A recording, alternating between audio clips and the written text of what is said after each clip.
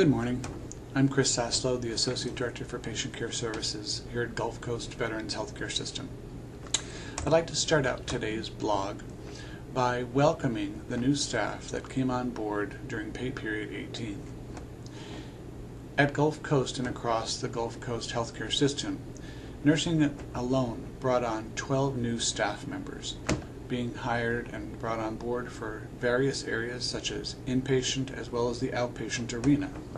Please make sure to make them feel welcome as well as helping them to navigate our system, as some of them are coming from the community areas and have never experienced VA before.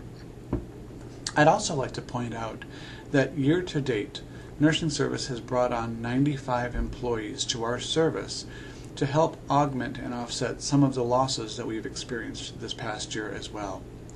I know that it's been a difficult year for us, having closed beds due to staffing as well as having to move folks around to help cover in those areas that are short.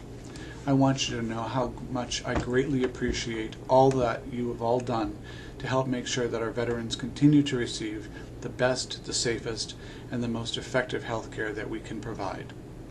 With that in mind, I'd also like to talk about our most recent Sept scores.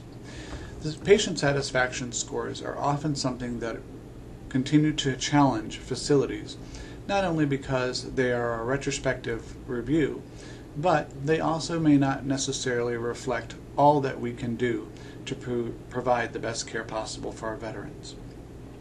But our most recent scores on our inpatient services show that we've not only met but we've exceeded most of the peer index measures for our inpatient nursing care.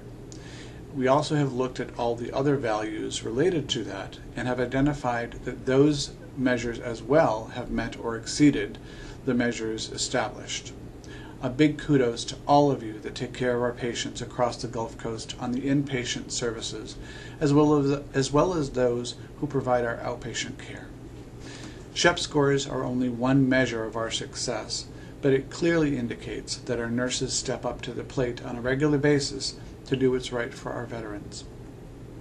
I'd also like to talk about the upcoming end-of-year process for closeout for our Title V and Hybrid Title 38 employees. I've mentioned before, and I want to remind you, that it is critical for you to have a self-evaluation that reflects what you've done to meet and exceed your performance appraisal or your proficiency in order for you to be considered for any type of award. Nurse managers and your supervisors are not oftentimes aware or may not be present when you've done something that exceeds your expected job. So it's important for you to be an active participant in that self-evaluation and make sure to get it to your supervisor within the next couple of weeks so that they can prepare the performance appraisals in a timely basis and get them processed.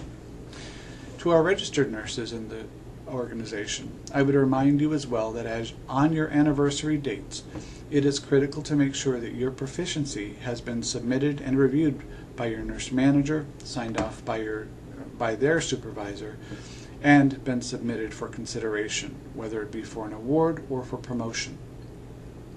It's important for you to take advantage of any of the opportunities for recognition that you can. And speaking of recognition, I'd like to make sure that I point out that each month now we recognize many employees both in the service and outside of the nursing service for the Kudos Award that are recognized by the director and the facility. If you've not seen this award on our homepage, please be sure to check it out.